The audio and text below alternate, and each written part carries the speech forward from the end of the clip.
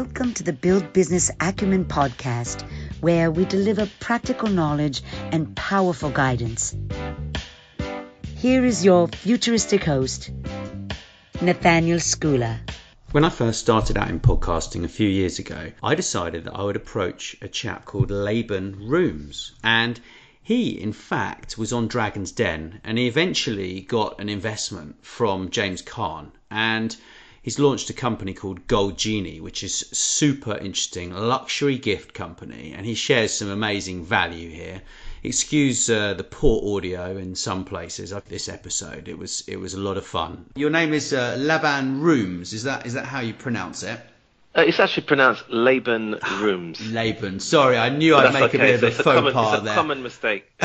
Laban, Libon, Liban. You know, I get them all. Yeah, but it's actually pronounced Laban.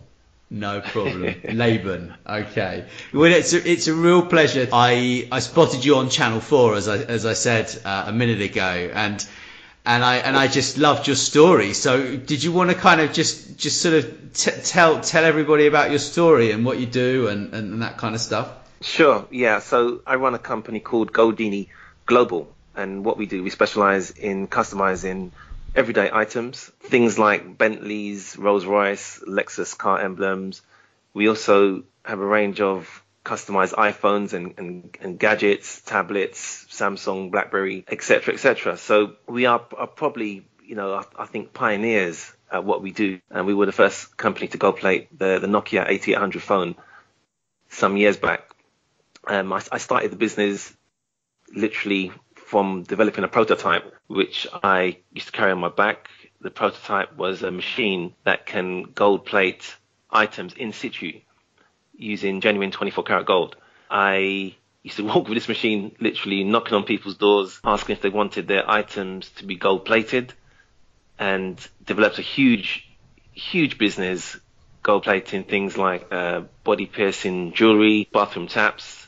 Then I wrote a letter to Lexus, asked if I could literally come down and gold plate one of their car emblems. I actually said I was passing in the area, which is, a term a lot of salespeople kind of use, and took a cab down to the then Barbican Lexus dealership and started gold plating one of their demonstrators, badges front and back. I just so happened to do this in front of the Lexus manager for Birmingham, Lexus manager for Leicester. They was having some sort of convention at the Lexus Barbican, which was central London quite some years back. And after that, I literally overnight started working for the entire UK Lexus network group. I continued to develop a business where we went on to gold plating mobile phones, hundreds of different types of items like baby shoes. We started developing how to apply gold to real roses. So we have a whole range of English roses that we preserved in gold, platinum, and resin. We've kind of grown to this kind of unique luxury gift company now, where our tagline is gifts for the ungiftable. Gifts for the ungiftable. I like that. It's for people that's kind of got everything, right? Yeah, absolutely. People that's got everything. It's for people that have things that are personal to them, that they want to immortalize somehow. They want to preserve forever. We just developed a really good business in that niche market, because it is a niche market. We've just opened up another store in Dubai, because we've got 2 stores in Dubai. We've got master franchises all around the world. We've quite recently sold a master franchise to a member of the Saudi royal family, which, is real testament to kind of how the business is kind of seen. We gold plate, we supply luxury gifts to celebrities. We do quite a lot of stuff for high net worth individuals and their children. Superb. So how do you think? I'm into like personal branding and stuff like that, and that's really our focus for our course that we've delivered. So how do you think like personal brand has helped you along the way?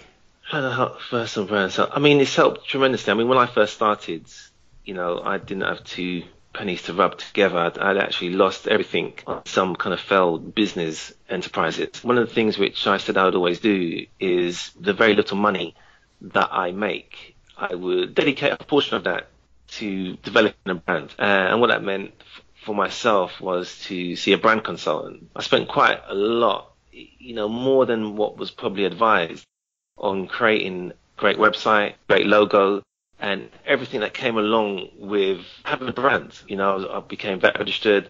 Even when I didn't need to be vet registered, I did everything which told, for those who know, inside of our company. I mean, I literally worked from home for the first kind of 15 years. And in like the last 5 years, I've had plush offices in Victoria, so to speak. Yeah. But before that, I literally worked from my kitchen table. Worked, in a tent that I erected in the back garden.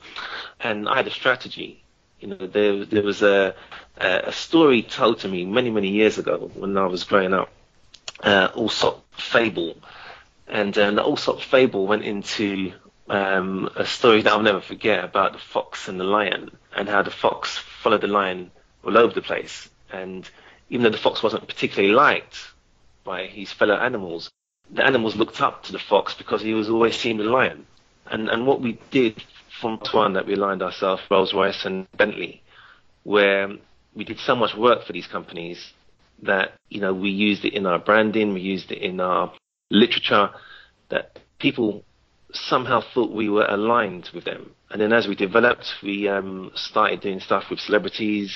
We got to do Google Goldgenie, because some of the images there's quite a few celebrities that, actually have purchased from us and are pleased to be photographed with our items in their hands. We kind of built our brand like that, really aligned with, very credible people who are quite fickle, really, in terms of, if it's good enough for David Beckham, for example, then it's good enough for me. And we find that to be the, kind of best branding ever, that you can possibly, attain to, where a celebrity or a blue chip company is endorsing and promoting your products or services. I agree completely. Interestingly enough, I actually did a podcast interview with a personal friend of mine who's another IBM futurist, and he worked with Rolls-Royce for many years. They put him through university, interestingly enough, and I think it's kind of like the authenticity of you as an individual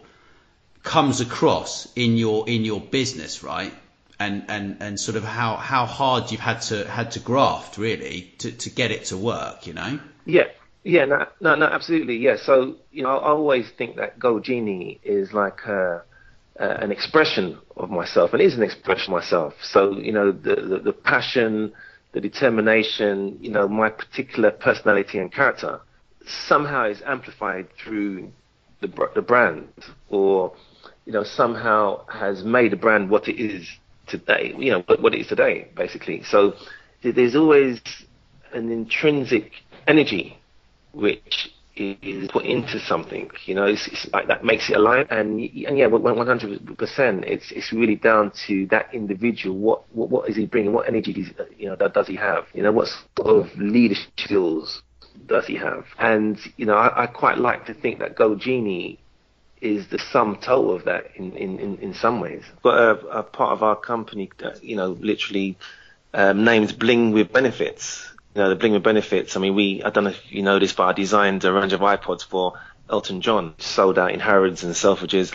But we were able, through this particular product, to raise quite a lot of money for the Elton John AIDS Foundation. And we've done similar things with the Teenage Cast, who has Frank Lampard as their kind of patron, where we've launched iPods signed by Frank Lampard in Harrods to raise money for charities. And it's always good. But I mean, I do believe that, the more you give, the more you get back. You don't give to receive, but there is like this unseen law that when you give, there is this, let me use the word blessing that pours down and rains down on you. And it's a true thing, especially when you give from the heart. Yeah, completely. And just maintaining that gratefulness, I'm big into being grateful for everything we Absolutely. have. We're so lucky, to be able to be entrepreneurs and make things happen. And we're so lucky to Absolutely. just, to have the jobs that we want and all the things that we want. Yeah, and it's not luck. Yeah, I'm sorry to cut you, but it's not luck though, is it? Nathaniel. You know what I mean? It's not luck. It's actually because luck comes from, what I'd say, hard work, a vision, trying your best, passion, determination, and then you naturally kind of become lucky, or blessed, or whatever you want to, kind of term it as. But it doesn't just drop out the sky and hit you on the head. It literally comes from some sort of energy that you are putting out there in the ether, so whatever you put out comes back. And, when you give with your heart, something comes back, which is so powerful. But again, as an entrepreneur, I think you understand what I'm talking about. For sure, definitely, 100%. And you've been absolutely fantastic to take the time to talk to me today. Thanks so much for listening. Please subscribe, and wherever you prefer, share with your friends. And if you enjoyed the show, drop us a review on iTunes or wherever you listen.